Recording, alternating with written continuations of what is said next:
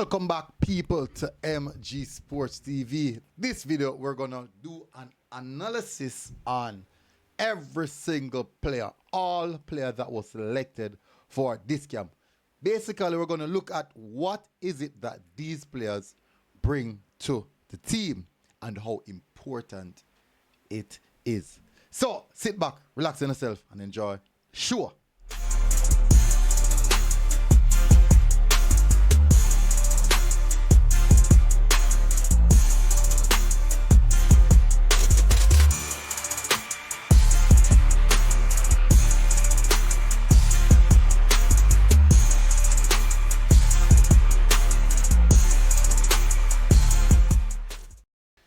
So welcome back, people. Please do hit the like button, hit the subscribe button, and if you're here for the first time, would thoroughly appreciate it. So we're not going to waste no time because I expect this video should be a long one. So what I'm going to do, do it as fast as possible for the sake of time. Hopefully, I'm also able to give a fair assessment and analysis of each player, not in any rush, where that is concerned. So, want to finish, but don't want to make it too long, but more ensure that me give a fair assessment of every single player. All right, so we're going to start off in goal. Goalkeepers.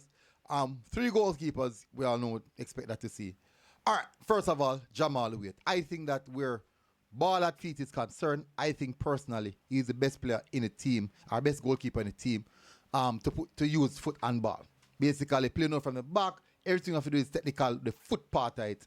He is actually really good. Now, last campaign, he actually saved us quite a lot. He was really, really good in that campaign overall. So his shot stopping is also good. His command of the box is also good. But most definitely, his most important aspect is ball at his foot. Shaquan Davis, one of young goalkeeper, very, very young actually, about 23 years old. I think he's here for experience purpose. One of the goalkeepers I think the coaching staff is looking at for the future, and that's one of the main reasons why he's in the squad. Andre Blake, captain of the team, basically one of the best goalkeepers passed through the Reggae Boyz history. So I don't think that one is necessarily have to go too deep in Andre Blake. No, I do believe though that foot is not necessarily the best, but his shot stopping is out of this world. Command of his box is very good at that, but his shot stopping is the best aspect of his game. So that covers all 3 goalkeepers. Let's go to the defenders. First defender on the lot is Dexter Lembikisa. I have to be honest, last time out he did not have a good campaign. 1, was not playing consistent football. 2, he was unfit, and you could clearly see that. When I was in the bleacher section, and Lembikisa was actually right in front of us, going down the right hand side, and at some point you could clearly see that he was actually blowing through his ears. It's tough, but what he had to the squad: young, energetic, very good defensively, very good 1v1, and he provides that bit of energy down the right-hand side. And I think he stabilized the defense. I really think he stabilized the defense. And one of the big aspects of him is that he can receive the ball in areas that not many of our right backs can do. Can turn to the left-hand side, receive the ball on the left-hand side, putting that on his transition on his right-hand side, because he's quite good with both feet. So that's actually a key asset that he has. When he goes on to the byline, he can whip it across to the left foot with his right foot, and also he can cut back, whip it across with his left foot as well. So those are some of the attributes that Lembikisa provides the team. Quite a good, really, really good youngster. Young right back. I think he's very, very good. Deshaun Bernard. No, I heard a lot of persons said that Deshaun Bernard is actually cool and calm. No, not really. I think he's a little bit aggressive. No, Bernard is one of those players that you want him beside someone who's cool and calm. But he's good aerially, really good aerially. I'm not saying he's the best, but he's actually really good aerially. And also he's good at the ball at his feet at times. But defensively, he's very, very good defensively. Knows when to hold the line. He knows when to step up. Unfortunately, you do have 1 and 2 errors in him. 1 and 2 errors. But that's it for Deshaun Bernard. I do think, though, one of his biggest attributes is his ability to step up, to carry up the line. he's quite good at that. Second, we have is Gregley, very, very good left back. Sometimes overly aggressive. I do believe though going forward, he shows a lot more potential going forward. He's one of the few fullbacks we have that tends to get the ball inside of the 18-yard box. He's one of the few who tends to get the ball inside the 18-yard box. But quite aggressive, very physical, very powerful, and one of the defenders. I have no real qualms with him. I do think though, on a defensive aspect, I strongly believe that Amar Bell is a better defender than Gregley. But going forward, Gregley is one of those defenders, those fullbacks that really get plays up high up the pitch and with the ball in the attacking third. Gets involved in the attack quite so often.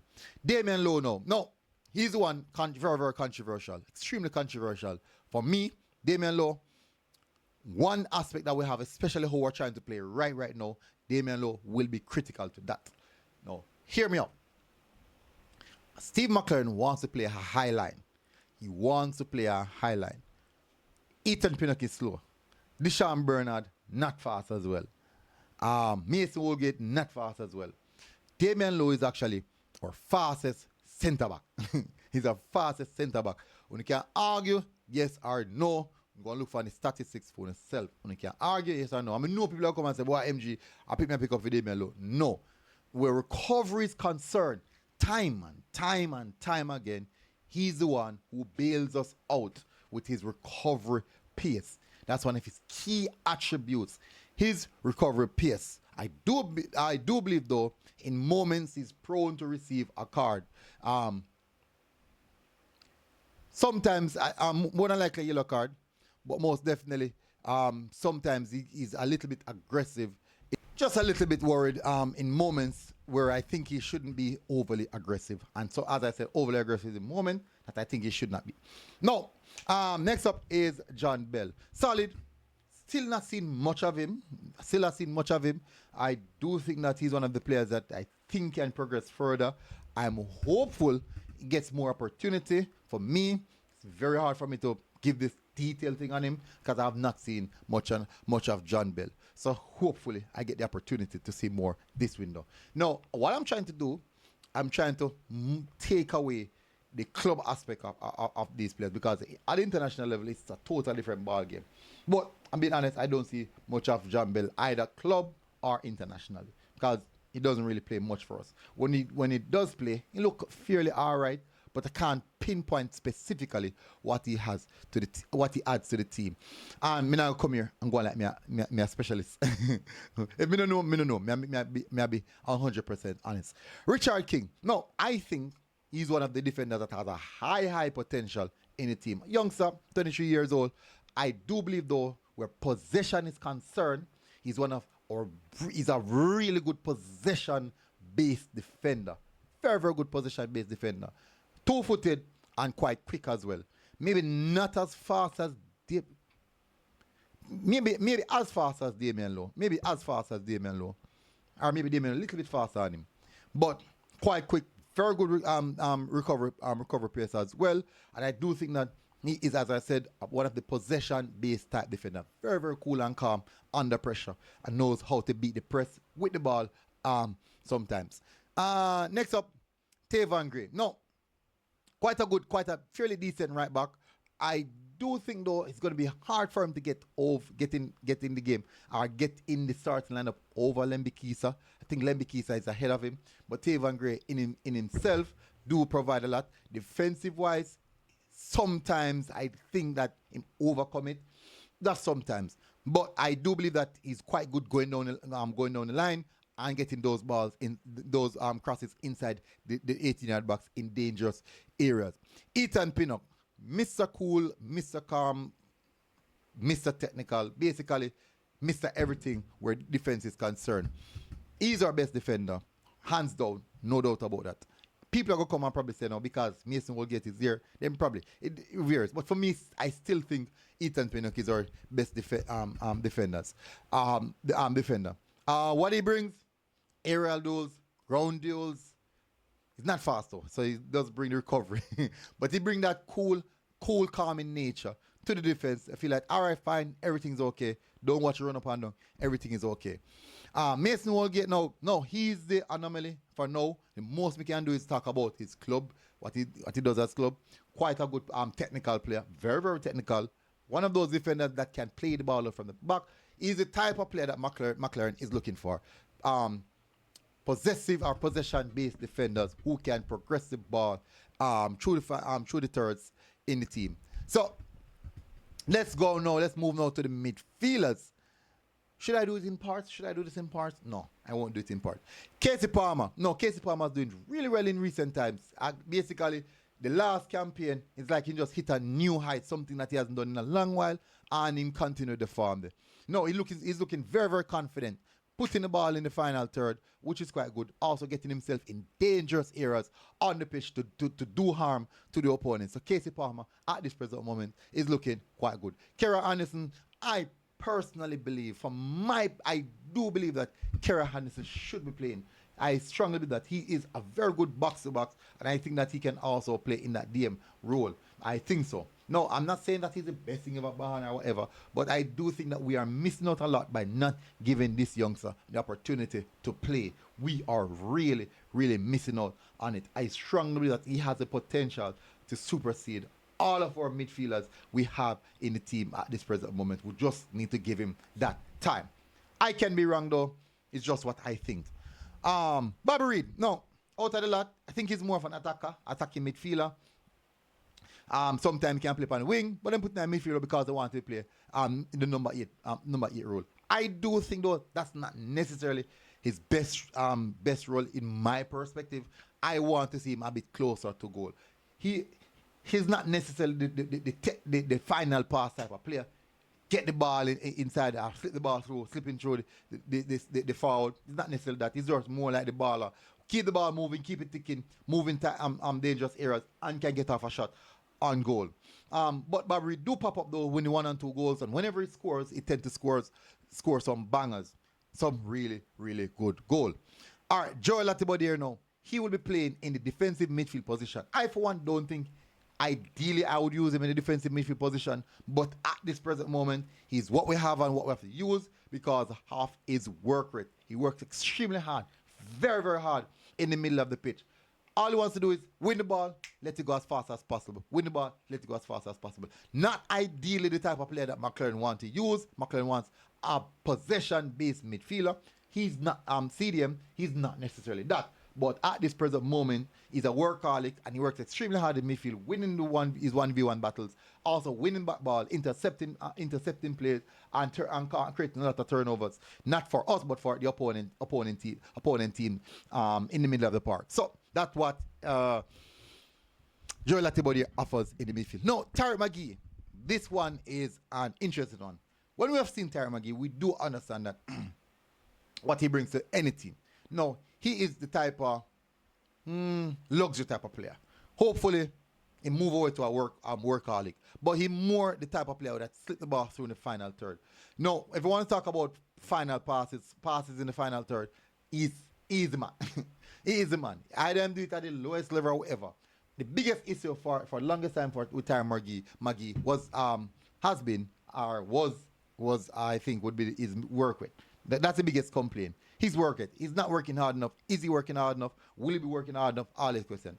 But overall, what he brings to any team, he can pick the lock. He knows how to pick the lock. I'm not talking about creating half chances. He's creating big chances. Let's see if he can reproduce those moments at this time. Then we'll see how that one goes. Because he's a player. I strongly believe he's a type or the profile of player I strongly believe that we needed a long time. Will he be able to do it consistently at a high level? That's still unknown. Let's see what's going to happen when the whistle blows. Let's go to the forward line now. Ronaldo Cephas. Pace. Something that we need. We need to relieve that bit of stress. Especially when we play against good teams that's going to have the ball and cause us problem. Ronaldo Cephas, especially when we play against defense that is playing at a high line. He can get in behind the defense and the defenders don't even know. He can pick their pocket and they don't even know. That's what he provides. That pace in behind, I do think though, need to work a little bit more on the finishing. He's scoring goal now, so maybe that bit of confidence we're finishing is concerned is coming back. I'm hopeful that we can see something from him and we can get a goal from Cephas again. Norman Campbell, no, last time out, he did provide us with a big goal in the last campaign, but I do think that it still never show his true colors. He can do more. I 100% believe that Norman Campbell can do more.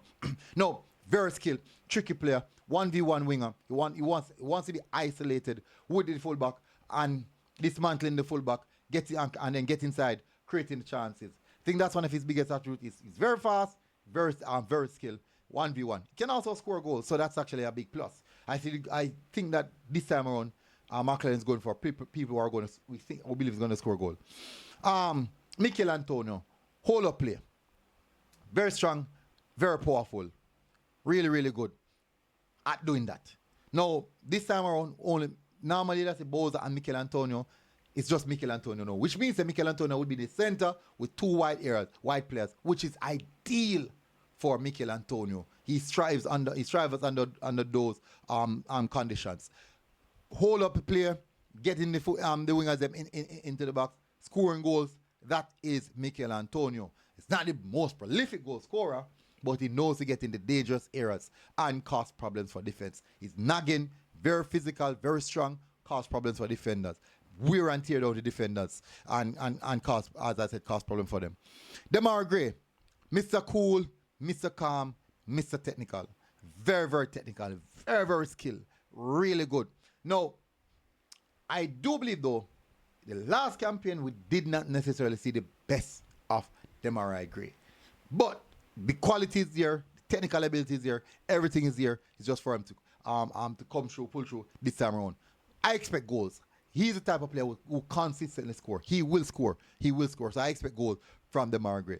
Demar Gray coming in, goals, assists, getting the ball, something like what Tyrone McGee, what they want from Tyrone McGee, goals and assists are getting the ball in dangerous areas or on set pieces. So that's what we get from Demar Gray.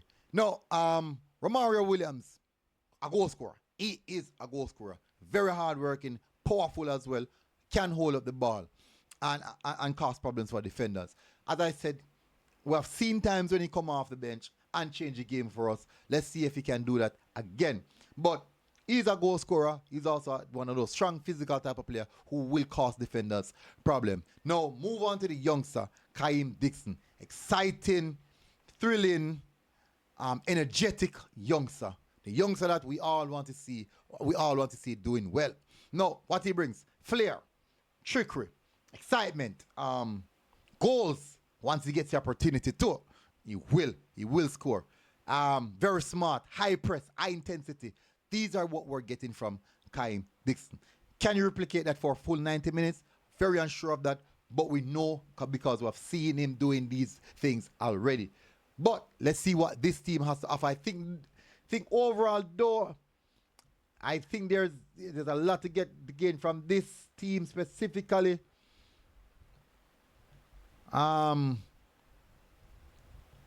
The expectations on this team is high now, man.